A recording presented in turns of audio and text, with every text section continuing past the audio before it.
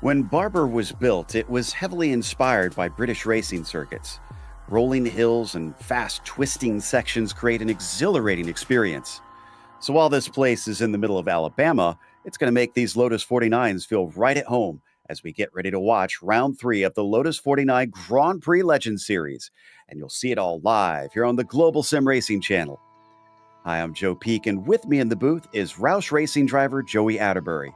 Behind the scenes is our director, Bobbert O'Brien, and he's using cameras provided by Dougie Beard.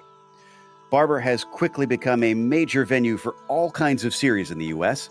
Let's step in closer with our track guide.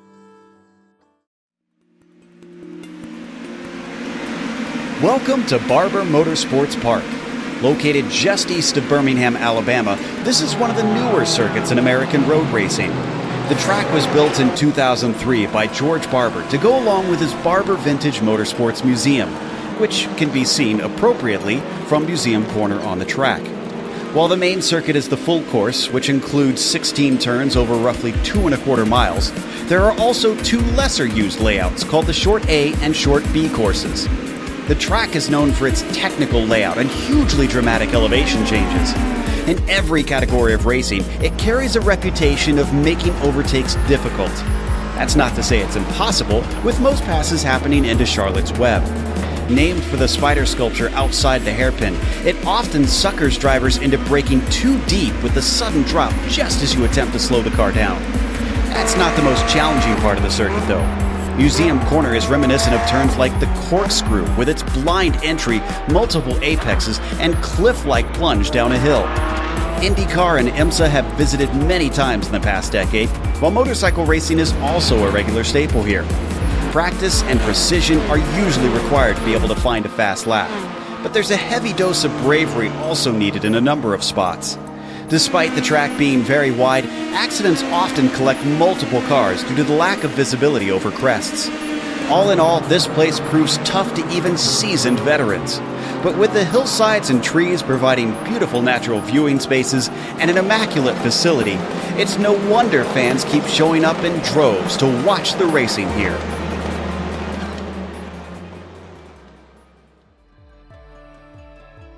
Well, a beautiful facility, and honestly, one of my favorites here in North America, Joey. It is a gem down there in the southeastern part of the U.S.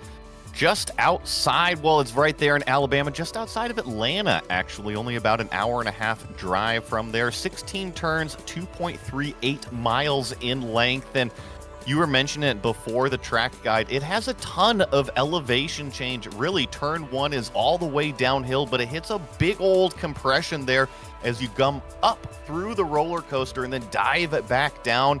Charlotte's Web, also known as Turn 5, probably your biggest and best passing opportunity there, but it is also, once again, downhill. You have to be very careful on the brakes. The Museum Corner, we are going to see action all day. Typically, you got to jump the curbs as you plunge the car once again down the hill, so you have to be careful not to scoot it out into the gravel. And then really, the last third of this racetrack, much, much faster than the first half of it. You go up, sweeping through a couple S sections, and without the downforce on these cars, you really have to rely on that mechanical grip. Joe, don't overstep it. You go flying off this racetrack if you do. Yeah, and those high speeds, plus this car, it's going to be a bad time, most likely.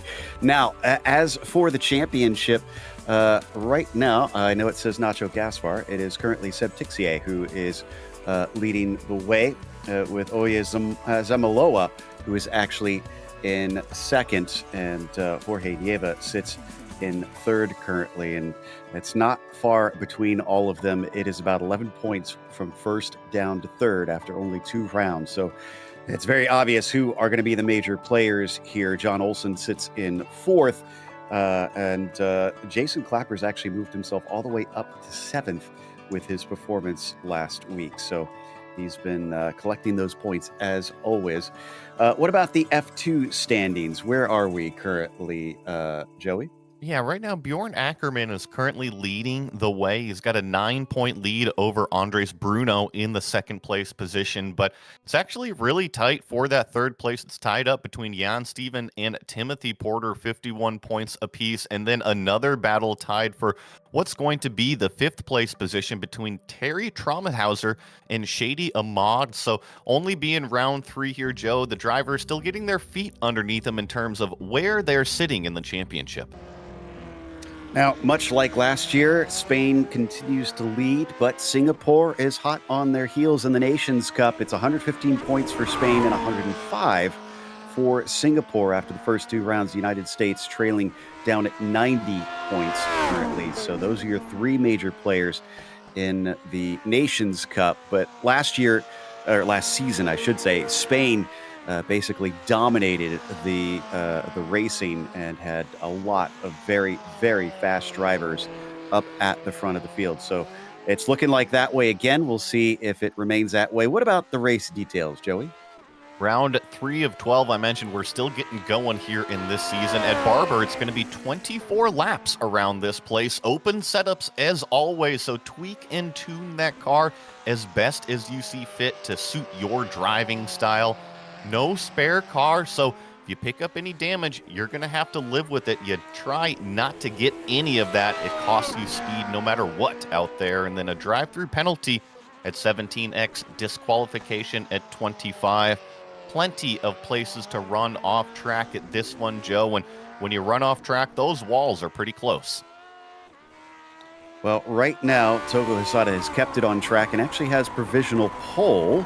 He's being chased by who else? Seb Tixier. Last time out, it was Tixier and Hisada fighting for the win with Seb coming out on top. So what will it be today? And can I just say that Cam's got the drip today. His shirt actually matches his car and his helmet. It looks great. I mean, he's always, providing us these camera shots. And with I'm sorry, Joe, what is Cammy's garage is his woodworking? Yes. Yeah, no, and he's repping the company, and I made the comment, I love the replica rally wheel behind him. He's got the license plates. It's all going for him. Fantastic stuff. All right, well, let's see if he can make it go just as fast as he gets ready to cross the line for the second time. His second lap is a 25 flat. That's almost a second improvement, and that'll jump him up to 16th. Yeah, pretty good effort for that number 21 as we watch Seb Tixier now try to complete one of his laps. Actually qualifying, he is provisionally P4 right now as he rounds the final turn. He's getting shuffled down the order as cars continue to set their fast lap times. Let's see where Seb's lap time is able to put him a 22.8. That puts him third. But Jorge Nieva now has the pole position. I need to check to see if he's gotten any before or if this is the first time we've seen him on the top spot. We've been talking a lot about how quick he is getting lately, and he's looking for his second ever win in the series. He was actually in contention for the championship last season. Jack David Spickett, bit of a newcomer to the 49s, but a regular in the Retro Series here on the Global Sim Racing channel, and has been hopping over to this oldest of cars here on the service, and has certainly shown that he's quick, but I think he's still learning the ropes a little bit. And you can see it right now. These Lotus 49s, they don't have any downforce, and where JDS was really struggling was putting the power down coming out of turn number 5. Through this section seems relatively calm and straightforward. Another big-time compression to really use the mechanical grip in the car. But, Joe, I think putting the power down today, especially out of some of these slower corners, it's going to catch a lot of drivers out. Was able to look it up, and this is the second ever pole that Jorge Nieva has gotten. So he's adding to his list of numbers pretty steadily now as Spickett comes around the last corner. Very tricky one, surprisingly tricky. And to the timing line, first lap going to be a 24.0. That's good enough to put himself just outside the top 10. And he did cross the line with enough time to spare to actually complete this second lap. So he has not turned both qualifying laps as he come up out of that roller coaster. And this is where you dive down into turn number 5, and you see how early they are on the brakes. Joe, This is the part of the racetrack. Watch him, even coming up through the gears, how twitchy the car is. Wasn't paying close enough attention. Did he cross with less than 124 to go? So he's not going to be able to get the second lap. So. Oh no, I'm sorry. He did cross with time to go. Okay. I'm sorry, I misheard you there. Okay, so he'll be able to get back around for this second one. Kurt Clapper, Ellis Spice are still out on track, but not sure if either of them will set a time. Trangerade has already taken his 2 laps, so 6 is as high as he can go, even though he's still out circulating. Jack up and over the tunnel turn here. And wow, look at how much he is having to correct this car. You mentioned he came over from the 79s, primarily more higher downforce, so I think you're watching a driver who's got a lot of skill, but he's still trying to manage getting to grips with this car. And Smooth is still fast in these machines, so it's not going to help him, but he does hit a 23.7, which is relatively fast. It's about a second off the pole time, and it comes down to 200ths of a second to decide who will start on the top spot, as it looks like Jorge Nieva is your pole sitter over Togo Hisada in second. Seb Tixier will start from third. Oye Zamaloa will be in fourth, and Xavier Sanchez starts from fifth. He was so close to a championship last season. Can he recover a little bit this season with a slow start? Ove Trangerade is P6 and Kyle Ridley 7th. JDS good enough for 8th as Gary Ho is 9th, and John Olson rounds out your top 10. Daniel Perez Hoya in 11th, Matthew Maudsley in 12th, Laust Olson, one of our camera cars, in 13th, Marco Antonio Lopez Salgado here in 14th spot, Ben Zocco with the 15th place qualifying, Sandeep Banerjee in 16th, Robert Plumley in 17th, Bjorn Ackerman here in 18th, Cam Porter ends up qualifying in 19th, and Michael Grissinger in 20th. 21st goes to Jan Steven with Matthew Keane in 22nd. Tobias Harnvey starts P23. Then Rolly Wallbank starts 24th. Quarter century mark goes to Jonathan Jordan. Ellis Spice behind him 26th. And Terry Traumahauser 27th. Timothy Porter will start 28th as Tommy Donahue is the last driver to set a time in 29th. Then Jason Clapper, Kurt Clapper, Mats Linden, and William Darling will round out your 33 car field here today. Well then, we have a pretty cool track this morning, 8:30 a.m. virtual standard time, so it is only heated up to about 67 Fahrenheit, and they'll need those tires to be up to temperature very quickly as the cars are out, in, and ready. With the lights up, the engines start to rev, and the green flag is out. They head down to turn 1, a scene where things can go horribly awry if you're not careful, especially in these open wheelers. Almost contact between the leaders, and that's going to allow Hisada to go around the outside. Somebody spins off into the paved runoff. That looks like John Olson. Otherwise, everybody's made it to the roller coaster. Yeah, the rest of the field is still at the top of the roller coaster as the rest of the field streams down towards turn number 5 here. Deep down on the brakes, downhill, careful not to overstep it, still side by side. That's between Zamaloa and Trangerade, but it's Togo Hisada that continues to lead the way. Just barely, though. Nieva's going to try and get that lead right back, but he's on the wrong side of the track. Coming down in a museum corner, almost going too wide. They're going to give each other space, and the battle carries on. And Jorge is feeling feisty today. He hangs on tight. He's on the inside line coming up into these switchbacks. How close is it going to get? Incredible respect out of all of these drivers. Hisada gets really loose. Now Seb Tixier takes advantage.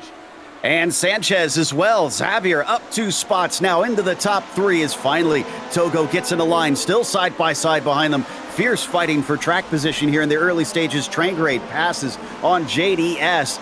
And somehow in all of that battling, we didn't have any of those cars go off course. I mean, look, there's little gaps between the entire field, but from our leader all the way through, I'm seeing about 18th place right now. It is single file. Impressive displays, but Nieva, who lost the lead in the first corner, has somehow snatched it back. Tixier is going to fight him for it. And can Sanchez capitalize now that he's got a great opportunity? Track position, oh so important here. And already on the attack for the lead, Seb Tixier is going to force a defense from Nieva. And inside that early apex at turn 5. It's not as bad as what you think because that corner, it is so long around. You have to really wait to get on the throttle anyway. So going defensive into turn 5, we're going to see it a lot today. Still all in line, essentially what looks to be down to Laust Olsen there in 9th until you finally get a gap of cars. So lead group looks very close on pace with one another. I do see Cam Porter having started from the pits. He is out on track. Otherwise, all 32 are still rolling. Is on board Laust Olsen, one of our camera cars. He's currently chasing down Gary Ho, and Laust is in the 9th place position, but you look at how closely stacked this is as we come to complete lap number 2. You can pretty much see the leader. So we fly out of the final corner now. You're right, looking up ahead from Laust Olsen, we can just catch glimpses of battle between Yeva and Tixier as cars in front of them kind of poke their noses out, hoping to be able to find some sort of opening. In fact, one of those, it looks like, is Togo Hisata, who's trying his best to get by Sanchez. Sometimes you run out a little bit wide to try to propel yourself, kind of slingshot your way down to turn 5 to get a potential passing opportunity. I think that's what Togo Hisata was trying to do. Maybe either that or it was kind of out wide. It could have been a mistake. Could have possibly been him just going off the racing line. So will that come into play later? Will it be waiting for that opening? Look how close they get coming down through Museum Corner. We may have had a problem for Kyle Ridley. Yep, there he is off track at Charlotte's Web. Down into turn 5. I actually think there was maybe another car into it. We're going to get a GSRC replay. You're going to see the number 30 car get in really, really deep. And then ultimately Kyle Ridley also collected here. I think it's the number 2 that comes in locked up into the corner here, Joe. And we saw Kyle Ridley do very well previously at Sandown last season. Looks like he's having a little bit of trouble this time, and indeed contact. And once he gets going, I was able to see that the car is crabbing very, very badly. Oh, well, that didn't help either. He had a secondary hit. Yeah, it did look like the 30 came in and locked up. Unfortunately, Kyle Ridley, like you said, has damage from that one and just trying to get it back home to pit lane. That's going to be extensive repairs if that's his suspension, though. Olsen's been having some real blinking problems in this race, which is not doing any good to his rivals. Gary Ho's probably wondering where and when he's going to show up. Always tricky, right? It's kind of like having the internet kind of pulled out on you, and as a competitor, that car completely disappears, your draft disappears, and where do you use the reference? Is he going to come back, or can you use that racing line? Here, this onboard along the backstretch really going to illustrate just how fast this portion of the circuit is through the S's and then plunging down into the tunnel turn. A lot of compression, then it rises over this crest. And you see how much curb these drivers are really using around this Alabama racetrack. Something to notice about these curbs, they're relatively well-groomed, well-managed. They don't upset the car too much around here. Well, they're able to take it. They're coming onto the front stretch. Big snap there for Togo Hisata. Not a place where you want to hit the grass, that is for sure. And as they fly down through turn 1, he is still hot on the heels of Xavier Sanchez in front of him. Sanchez now taking a look on Tixier, turning in early. It's interesting seeing these lines through that roller coaster through turns 2 and 3 because typically you want to let the car run out wide just a little bit to try to get that exit. But when you got hungry drivers like Sanchez and Hisata behind you, how far open do you leave that door? It's a good question, and I think after that move, I got to guess that Tixier is going to try and shut the door a little bit more just to try and keep him behind. He's not as close to Jorge at this point. As we come down off of Museum Corner, 1, 2, 3, 4, all line astern. They're still not that far away from 5th and 6th. That's Trangrade and Zamaloa. Yeah, Trangrade, the caboose on the 6-car train. He's hanging on to it. Jack David Spickett is that car with a little bit of gap between them and that lead train here. But, looks like Sandeep Banerjee, some more problems. This is coming out of the museum turn, it looks like. His woes continue. Remember, he had issues back at Brands Hatch as well. So let's see if he had help to get there, or was this on his own? That looks like on his own. Oh, goosed it. I was mentioning how tricky it is getting on the throttle here. That's one of the slowest corners on the racetrack. Definitely got to be careful with that modulation. So back to Tixier, and wow, he's regained that small gap on Nieva in a hurry here at the early stage of the lap. Is he going to be close enough to try and threaten down into Charlotte's Web? Jorge seems to think so. Takes that shallow line down into the plunging hairpin and denies him the chance. I'm just really impressed with Nieva here today. I mean, you said the second pole he's ever put down, but he's also controlling the race, and talk about an immense amount of pressure that Seb Tixier has been able to put the whole time. Look, he's literally pushing him through the museum corner. And that's the second time he's made contact, or was close to making contact, because he did that at the very first lap down into turn one. He's eager to try and get by, trying to set up some sort of pass, but the car is squirming all over as he tests the limits of what's possible. Look at how much of the curb he takes. Oh, shoves him off. Nieva in the grass. He's able to keep it out of the wall, but he loses 3, maybe 4 positions.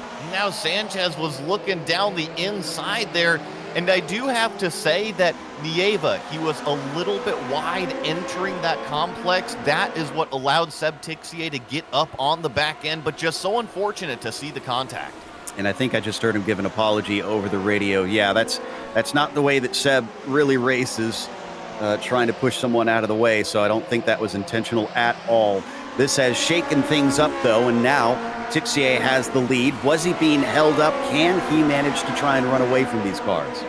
I'm actually watching Nieva because he's side by side with Zamaloa. I think that he has still got the fight in him. He's going to try to over-under. He's got to be careful about Trengrade right behind him, but keep an eye on that number 7. I don't think he's done yet, Joe. That's a real shame that he's lost that lead, but yeah, I'm glad to see he's going to try and get that right back as quickly as he can, because this is a hugely stark contrast as we see JDS, the next one back after this group, a stark contrast to his only other win, which was at Monza combined, and that's a super speedway type track. Yeah, I'm kind of baffled myself over here. It is a completely 180 in terms of the track design, the corner types, how you attack that track, and also the racing that you see there is totally different than here. So I think that Jorge just kind of flexing his muscle in terms of what type of driver he is. He can go out there and drive anything. Continuing to just get better and better with over 4K iRating. In fact, 4.4K iRating right now for Jorge Nieva. So remember, this is a driver that at one point had raced in and won the F2 championship. So that is quite the climb. That's 2,500 that he's since gained in the last year or so. I'm trying to remember exactly how long ago it was that he took that championship. I'll check that in a second. In the meantime, he's going to have a big slide here, as you can see behind him there, flashing across the screen. Trengrade had to take avoiding action. Yeah, hopefully he doesn't overheat those tires too much right now, because I know here on the sim, that can kind of be like a death sentence if you start to overheat them and then abuse them for too long. So just kind of got to keep a clean head out there, take a deep breath every now and then, just keep everything underneath you. So 2022 Season 2 was the time that Jorge Nieva won the F2 championship. So it has been about a year and a half since he was at least 2,500 iRating. That's quite the climb, honestly. One name that I'm noticing, Joe, is not out here today, and I think he would have loved the racing. I see no Nacho Gaspar. And he wasn't here last week, I think, either, I'm pretty sure, because he has a 0 next to his name. So, yeah, just kind of showing up temporarily. He did that last season as well. And the big problem with that for everybody is that means that while they're all fighting for a championship, he could show up and take valuable points away. And with the amount of drop rounds that they have, you can kind of pick and choose where you want to go in the championship, as we watch Bjorn Ackerman here for the 16th spot. Bjorn is part of that F2 championship that we were covering pre-race. Yes, that's a good point there. And here's his onboard camera. So I believe, if I recall correctly, he got involved in an incident early. I think it was the first lap at Brands Hatch. So he's trying to make up for that. And where is he sitting right now, position-wise, actually? 16th, we're hearing. Yeah, no, I think you're right. He did not have the best of days earlier on in the season, and so right now up 2 positions up into the 16th spot, claiming valuable points for that F2 championship. Just got to keep it consistent out here at Barber. There's so many laps to go. Just limit the mistakes. Yep, and I mean, being halfway up the order in the F2 is probably going to get him some pretty good points. Whoa! Speaking of limiting mistakes, I had to really catch the car there for a moment, going a little wide out of the first set of S's. Up to Ben Zocco, just up the road in 10th. He's leading his own little train. It's typical to see this here at Barber. He's got Hoya, Maudsley, and Plumley behind him. And I think this is a little bit more representative of Zocco's pace. He's usually inside the top 10, but he had a poor qualifying effort back there in 15th. He's already moved up now into 10th place position. However, I do see that he's got a little bit of racetrack between himself and the next car up the road, so he's really going to have to put that visor down, leave Daniel Perez Hoya in the dust, and start to set a pace. I don't think we mentioned it, but Togo Hisada has gotten into second, so he's repassed Sanchez. And I think, so that was on lap 9, it looks like, that he was able to make that happen. And I think that was coming into the final carousel there. But regardless, it looks like he has now set his sights on Seb Tixier to see if he can chase him back down, and actually left Sanchez behind. I was just about to say that. Let's watch fast lap right here from Togo Hisada, because I have a feeling he got in clean air. He is released and he is starting to hunt down Seb Tixier as they cross the line. A 122.2 fastest lap of the race. Yeah, and his previous one was his personal best as well. Very close to the fastest lap before. In fact, I think he just smashed the fastest lap by 0.4 of a second. You're right. Good catch on that. Togo has been one of the fastest cars. He just hasn't been able to stretch his legs.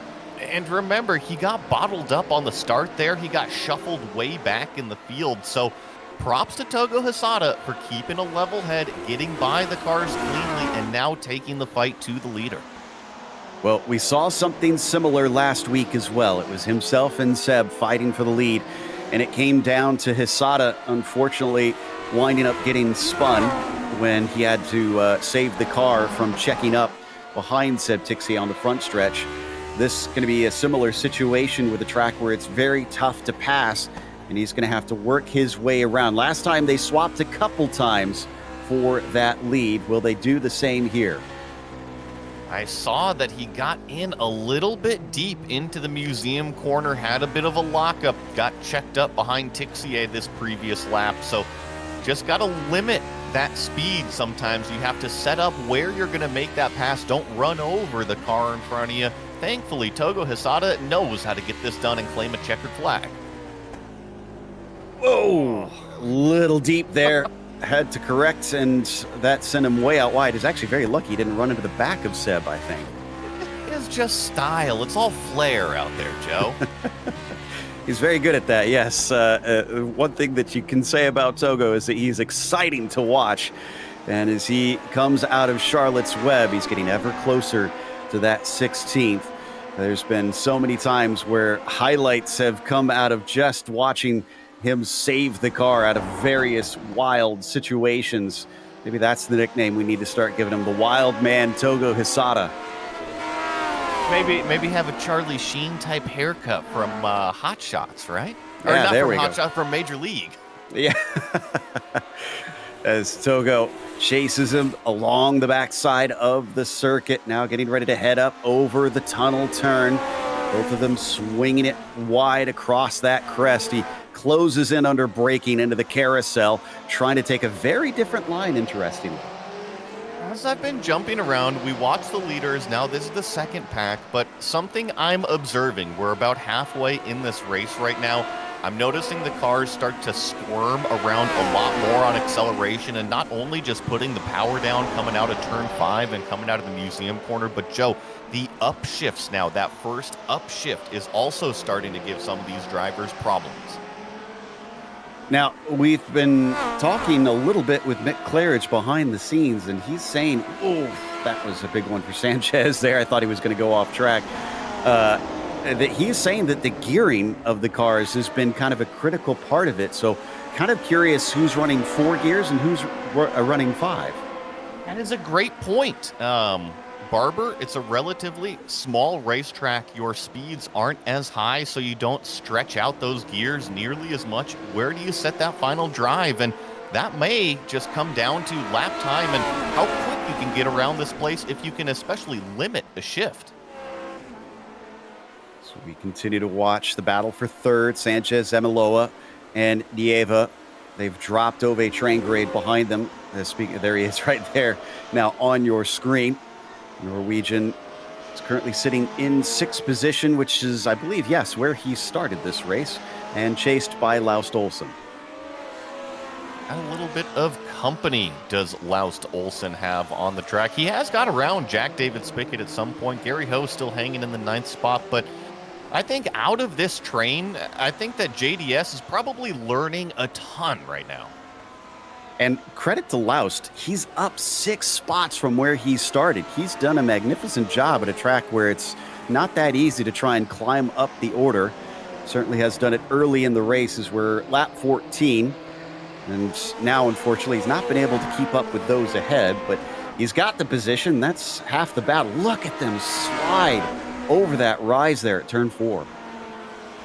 These cars make no downforce whatsoever. If anything, those bodies, they create just a little bit of lift out there. And we mentioned the elevation change here at Barber. Well, every single time you go over any crest, it makes the car light. You're going to have to deal with keeping that throttle modulated. Sanchez now along the back stretch into 11 and 12 here, or I think 12 and 13 actually, as they come over the rise once more. Sanchez pulling away slightly from Oye, who is still keeping him honest, at least, although he goes a little wide, tries to cut back down through the final 2 corners to set himself up for the front stretch. At times you can see some pass attempts, but I think that first turn is always just deceptive in the way that it's faster than you think. Well, it also dives way downhill, and you think that you can just go charging in there, but literally when you turn into turn 1, all of a sudden the front end just skates out from underneath you. So it's an incredibly tricky turn, and Joe, you're right. If you go plunging in there on the inside and then all of a sudden the car doesn't turn, you're in a bad news situation. Through Charlotte's Web once more, trying to get the throttle down as smoothly as they can to find the grip as they accelerate on that short little blast here towards Museum Corner. Under braking. Whoa, a little wide there from Sanchez. He is pushing the limits. The car is starting to look a little out of control. Watching those aerial shots from that lap before, I think that actually Jorge Nieva had the smoothest, cleanest lines out of this final section of corners that we were able to watch. Just got choked up a little bit coming out onto the final turn, but I think that number 7 is faster than both Zamiloa in the white car and also Sanchez leading this group. I wouldn't be surprised. And this really makes me kind of wish for a what if. What if he was free to be behind Hisada and Tixier? That 3-way battle would be fascinating, considering that it does seem that both Hisada and Nieva are as fast, if not faster, than Seb. It is kind of interesting how it's stretched out just a little bit between these 2 groups, but I agree with you, Joe. I think that Jorge has the pace to go up there. I think, if anything, I'm surprised that Zamiloa hasn't been able to get by Xavier yet. Honestly, coming into pit lane, pit stops are not usually a thing in this series, and I'm trying to see if he hit something or if maybe he just ran out of fuel or something. I'm not seeing him run into anything in recent laps, so it must have been much older, and he was mid-pack, so it wasn't doing badly. Maybe he did forget to put the right amount of fuel in. I do it all the time. Trust me, it can happen out there, especially in these open setup cars where you're working maybe a qualifying set or a race set. Just simple as not putting enough fuel in, it can catch you out. He did retire the car, so we'll have to investigate later, see if we can find out what exactly happened to him that caused him to exit this race. Could be real life stuff as well. You just never know when those sorts of things happen. As Zamaloa is still chasing on Sanchez, but look at Nieva. Like you said, he's just piling the pressure on, trying to see if he can get a mistake out of Oye. And what I've noticed is that when Nieva catches him, he doesn't really have an opportunity to go past, so this accordion effect comes in, and you see how compressed they are right now. Unfortunately, he kind of slips out just a little bit, but right now, he's got a really good run on Zamaloa. Let's see if he looks to the inside here in turn number 5. He's got the nose to the inside. He's going to put the car there. Is he going to be able to keep it down to the inside? This is where it's going to get tough putting the power down. Oh, just couldn't get the grip. He was alongside him, but the car slid a little bit, and I think that cost him the opportunity. He's got him on the ropes, though. He's still right on that gearbox. Coming out of the museum turn now. I think Zamaloa is able to put the power down. Not so squirmy this time, but keep an eye on it. Nieva starting to work his way up. Needs to do something soon. We're down to about 8 laps to go here. Going to be 7 very quickly. So he's going to run out of opportunities. And they're not that long of laps around here. It's a minute 20 in some to circulate around this track. In fact, I believe our leaders are getting ready to hit lap traffic for the first time. He's run out of the final turn. Much better this time as well. He's not going to be close enough to make a move into turn 1 as we check on our leaders. Togo Hisada still hounding the back of Seb Tixier here. And you were mentioning the time running out. Well, it's the same amount of time for these two as well. Exactly. So if Togo wants to try and put one over on him, he's going to have to do it soon. So let's watch and see if there's going to be an opportunity here as we got a replay. And Lowly Wallbank has managed to get by somebody. Who has he passed here? It's like Ellis Spice, who went a little bit deep into there. He's offline. Rowley said, thank you very much. And he scoots on by. Let's see if that is good enough to impress the iRacing devs to get him the mustache feature he's been asking for. Real fast, a mustache feature? I am all for it. Yes, he has been in the forums very vocal, asking for custom mustaches allowed on drivers. So we'll see if he gets it someday. I know they're working on being able to customize the drivers a little bit more lately. Well, judging from my experience, Joe, the mustaches, while they are very cool, may not fit the brand the best. We'll leave that at that. We won't say anything more. We're on board here, chasing behind Zamaloa, still seeing if there's any sort of opening. You know, Zamaloa's getting close to Sanchez. I wonder if he can get Oye to make an attack. That would open the door for Jorge. I think that's one way to do it. What's the old saying is that when the door opens, go ahead and kick it all the way open. Hopefully, maybe it doesn't end in tears, but Zamaloa has been trying to get by Sanchez. He's thrown so many different pitches at him, just can't quite get by him. You're right. How long does Nieva wait? Down into the braking once again. A little deep from Oye. Lost a little time having to avoid the back of Zabir Sanchez as they come through the first part of the S's. Wow, the way that they are just sawing away at the wheel. They are both at the limit. I mentioned these cars make no downforce. Well, oh, here comes Nieva. Can he get into the inside? Oh, big wiggle from Zamaloa. That's going to allow Jorge around the outside. Can he hang it around the dirty part of the racetrack? If he can hang on right here, it will give him the inside line around the final turner. Can he complete the pass? Yes, up into 4th place, Jorge Nieva. Wow, long way around. I'm trying to think if I've seen that out of these Lotus 49s at Barber before, because That was massively impressive. We're going to take one more look at it here. I'm used to seeing the New Garden move through there, Joey, where a car dives up the inside instead. Well, watch the white car in the middle. Right here, he's having a big wiggle. And thankfully, he's able to keep it to the inside of the racetrack. That's incredible trust from Nieva, because if he lost it again, well, the outside car is right there. And Sanchez has made a mistake. He's lost both positions. He outbraked himself down into Charlotte's Web. I wonder if he got distracted by the lap traffic he was coming up to. And, I mean, this isn't just a little bit of an outbreak here, Joe. He was all the way off in the grass out there, and here's Ove Trengrade. He has put in some consistent laps. He finds himself in a podium battle.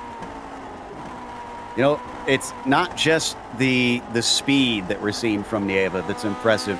The patience. He waited this whole race for the right chance, and they both came pretty quickly, and it just fell right in his lap in the end. Usually on the racetrack, when it rains, it pours. Well, thankfully, he found a nice little piece of sunshine out there. Absolutely. And, well, now he's got to make up 7 seconds to catch up to Hisada and Tixier. So he might be out of sunshine at this point, unless those two start battling themselves, because that's a little bit of a tall ask. He's going to have to ask for a monsoon or a hurricane up there at the front end of the battle in order to sail his way up there.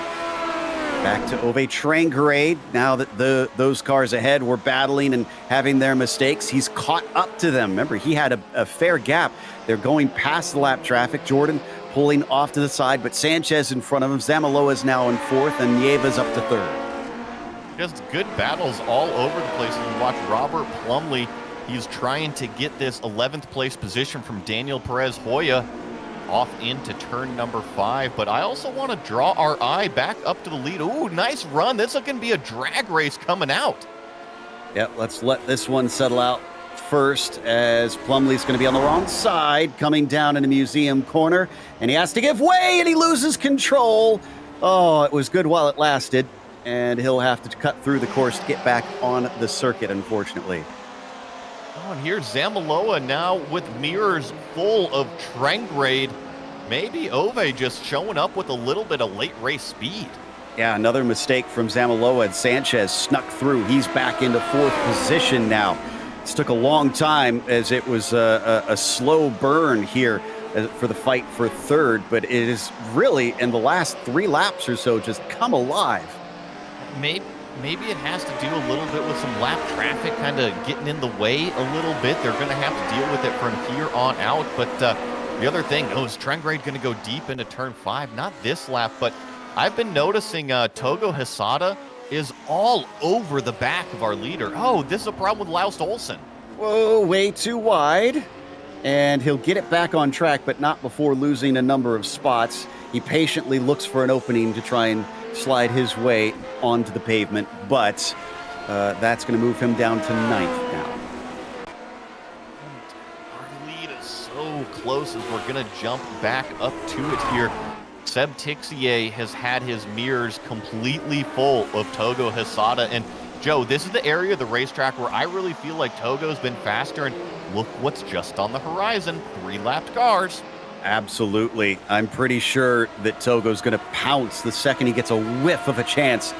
And I got to think that the way that the traffic has been playing out so far, certainly one is going to arise here. 2 laps to go. It's almost now or never time. And this is into one of the big-time passing areas of the racetrack here. Watch. Going into turn number 5, are these lap cars going to get in the way? Can Togo Hisada slip down to the inside? He's a little early on the brakes here. He's not going to make a move. Going to be a little bit patient, wait for the exit. And in front of him, that's a battle for position. Spice and Porter are fighting for P23, so it's still way down the order, but it is for position. Deep into it, Seb Tixier might have opened the door. Here comes Ove Trengrade, but he's got no place to go with it. He gets held up behind Spice as well. Cam Porter trying to find where he can put the car to get out of the way himself. He's got nowhere to go. He just takes off down the road. And here we go. Nice piece of driving from our leader, Seb Tixier, but now he gets checked up. Togo Hisada down to the inside, 2 wheels on the grass. Can he pull an over-under here? Looks like Tixier is going to hang on to the lead for now. 3 wide for the lead, and they managed to get away with it. Porter eventually pulling off to the side, like you said, and Spice takes advantage to take that P23. Togo could not overtake Seb Tixier, but he gave it a good go. White flag now is out, 1 lap to go. If the time is up, it is right now. You gotta make a move, Togo Hisada, if you want to claim the checkered flag here. Is it going to be into turn 5? Is it going to be into the museum turn? Where is it going to happen this lap? Togo and Seb Tixier are looking like they're going to be our main contenders for the championship this season. Big defensive line from Seb down into Charlotte's Web. There goes one of the biggest places, best places for an overtake. What can he do from here to make something happen? And crucially gets a really good run out of turn number 5. And here we go, diving down through the museum turn. Joe, when I've been watching, I feel like Togo Hisada, this is his fastest part of the racetrack from here to the line. Through the first part of the S's, he gains a little bit through there, not enough. Needs to be right on top of him. Could he try something into the carousel here? As they go through the tunnel turn, there was a bobble from Tixier, taking a little too much curb. That's going to slow him up. He's right there. He's going to try and look to the inside. Door has been shut by that bright blue number 16. As they weave around the final couple corners, he's going to maybe try and get the inside into the last turn. He's got his nose in, but no, he cannot keep the speed up. Seb Tixier rebuffs him at the last attempt and takes the win for round 3. An amazing race between 2 respectful drivers and some drifting off into turn 1. Jorge Nieva will finally claim that podium spot after working his way up through, and it was actually a mistake from Xavier Sanchez on that last lap. Quite a bit going on there in that second pack. Wow, what a race. I love seeing these two fight against one another. Olsen eventually winds up in 9th, just behind Jack David Spickett. Nice run for him there into P8. Ben Zocco up 5, by the way. A little love to that number 8 machine. And then Jason Clapper getting ready to claim 15th, so up through nearly half the field.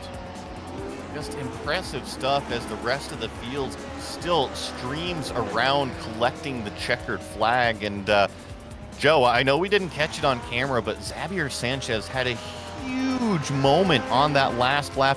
That's what allowed Oya Zemaloa to claim that 4th place position.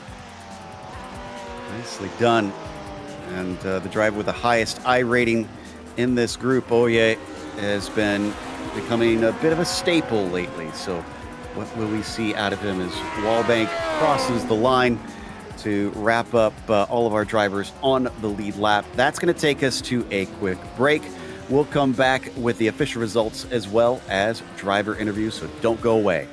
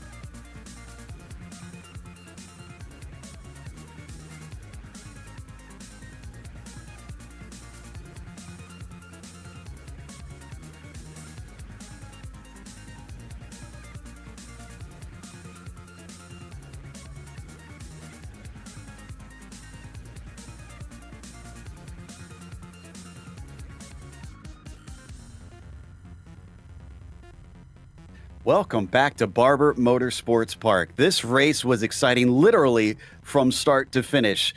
Pass right into the first corner, almost a pass right at the very end, but it was Seb Tixier who led and took the victory, starting from third on the grid. Toga Hisada finished where he began in second, but he was up and down the order during the race. And then Jorge Nieva lost that lead early, regained it briefly before, unfortunately, he had a little bit of a slip up, and it cost him in the end. He finished third after taking his second ever pole in this series. Oye Zamaloa was just off the podium in fourth. It was Xavier Sanchez, P5, ahead of Ove Trangerade, who finally got some fun there at the end of the race in sixth, as Gary Ho finished seventh, and JDS, Jack David Spigot, finished eighth. Laust Olsen, up 4 spots to take a P9, was ahead of Ben Zocco in 10th. Then in 11th, we have Daniel Perez Hoya. 12th place, we have Robert Plumley, then John Olson here in 13th. Marco Antonio Lopez Salgado, 14th place. Jason Clapper is going to be our biggest mover. No surprise there, up 15 positions to finish with the 15th place. Bjorn Ackerman in 16th. Matthew Keene going to finish in 17th. Michael Grissinger in 18th. Matt Linden, another really good drive also from the driver, the number 27, up 13 positions to finish in 19th. And then Sandeep Banerjee, despite those couple of problems on the racetrack, will come home 20th. 21st goes to Jan Steven, then 22nd, Rolly Wallbank, as Ellis Spice winds up a lap down behind him in 23rd. Tobias Harnvey, P24. Then sees Kurt Clapper in 25th and Cam Porter finishing 26th, certainly having some interesting battles with that lap traffic coming through. Jordan 27th, followed by Traumahauser P28. From there, it is DNFs today on down to 33rd position, with Darling Bean did not start. Looks like we've got Seb Tixier ready to talk to us about how this race went from his perspective. Seb, congratulations on the win, but you and Togo having a little bit of a rivalry forming here. No, it's not a rivalry, it's a friendship. First, I would like to apologize to Jorge. I was too close to him. It was really inconsiderate with the net code, and I'm really sorry it didn't go well for him. Yeah, we saw that instance, and also a little bit of a touch at the very first lap into turn one as well. We know you don't intentionally try to move people out of the way, so we figured everything was an accident. But do you feel like this track kind of instigates those sorts of moments with it being so hard to pass? Yeah, so depending on your setup and your driving style, yes, on some turn, you can be way faster than another driver, even with the same pace. So with Togo, the last part of the race, he was so much faster than me, and I was a bit faster getting out of the turn. So yeah, and yeah, it was a bit tricky, and especially I'm very tired. I did a bit of kayak and beer this morning, so yeah, I was really struggling to stay concentrated. Well, that makes it an even more impressive drive. And talk about those last few corners on the last lap, because it looked like he was trying some desperation moves. Did you feel confident he wasn't going to make it stick? I didn't really see that, because with the back markers and I missed shift in neutral, and then the last, I think, last corner, not the latest corner, but last time we passed the back marker, I was so afraid we go free wide. I got stuck in third. I was too scared to pass the fourth, and so I lose a lot of momentum there. But the last turns are very hard to pass if I stay inside and I keep the outside for the last turn. And normally I should have a better drive, especially with the way I set up my car. So not really confident, but I was hoping to be able to keep my line and no crash with Togo, and we can finish both. I don't care which order.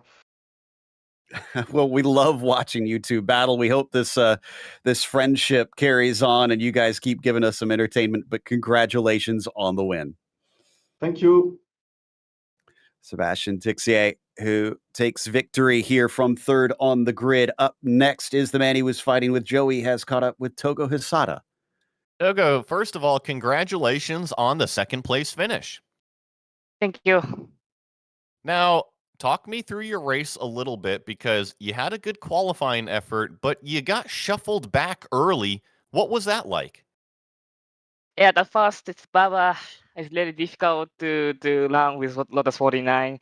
Really tight downs under the and when you leave the space fairly under the, it's so difficult to maintain the speed, maintain the momentum. So the really difficult pass under the really risky to move at the first lap. Yeah, just trying to leave the space with Jorge and slow down, then pass it to everyone. But under the that's really difficult to find the opportunity to make moves. So the just waiting behind the car and waiting for the mistake or the lap car, and then the brake and trying to move.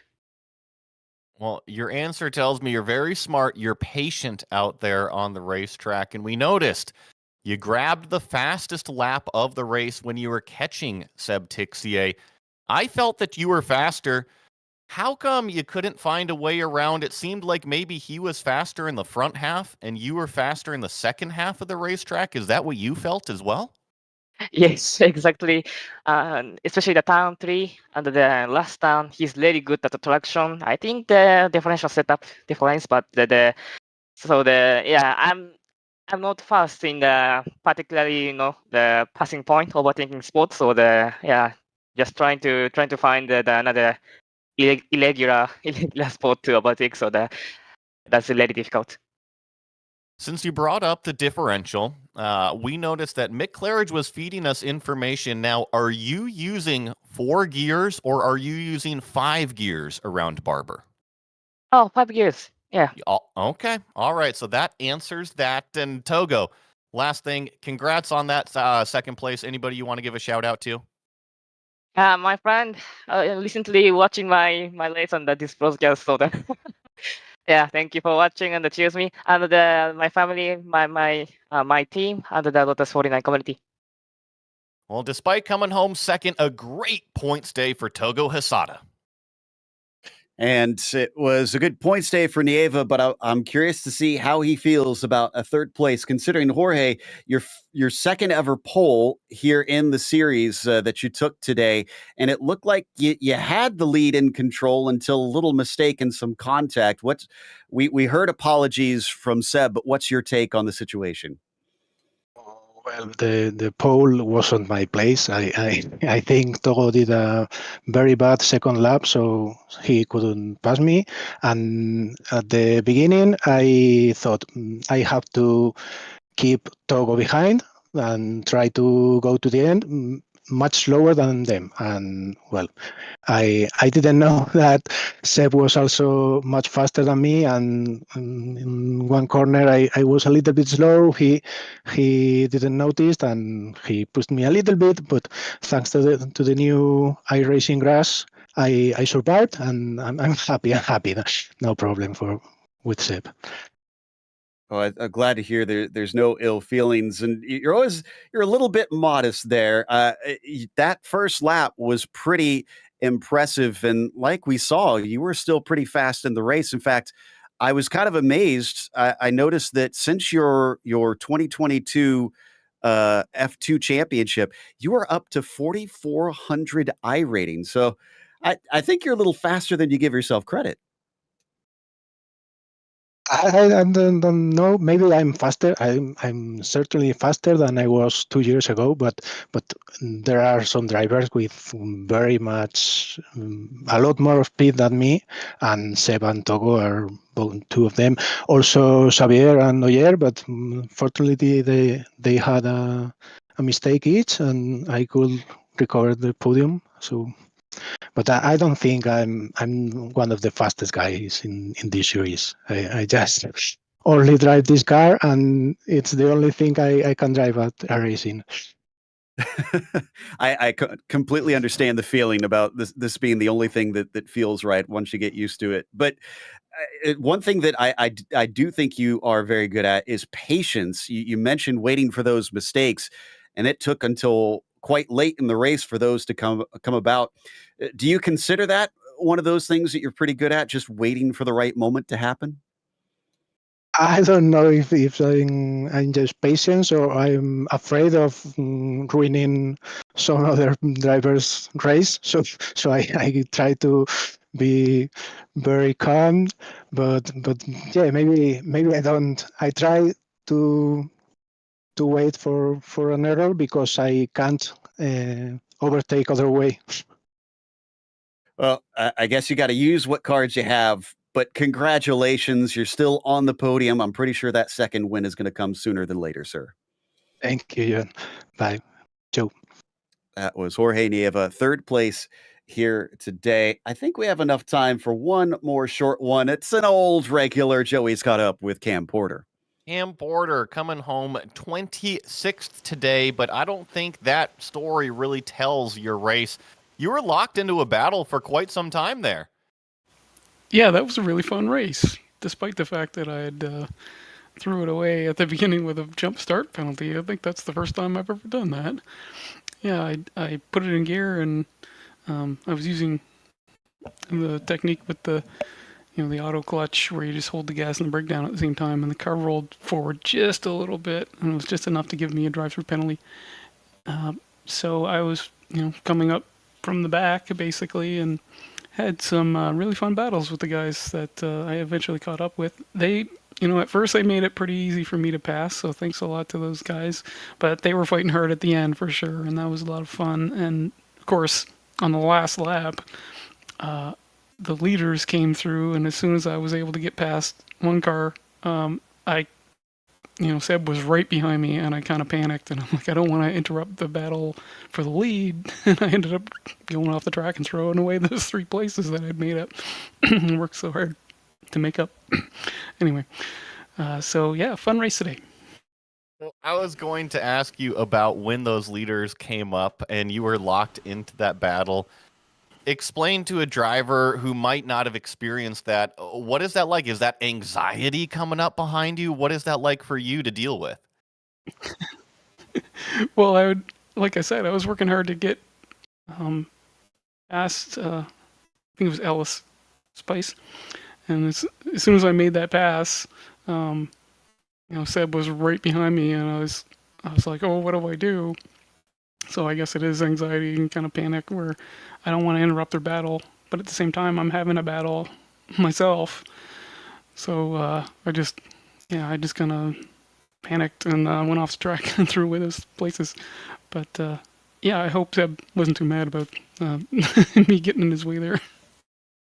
Well, it's a shame about the jump start there. I know it was just a mistake that you made on your end. You'll clean it up, and good luck out there for the rest of the season. Thanks, Joey. We'll see you next week. That was Cam Porter coming home 26th today. And that's going to wrap us up for today. So a big thank you goes out to the Grand Prix Legends community for bringing us back for another season of coverage, as well as to the team today, Bobbert, Joey, and Dougie.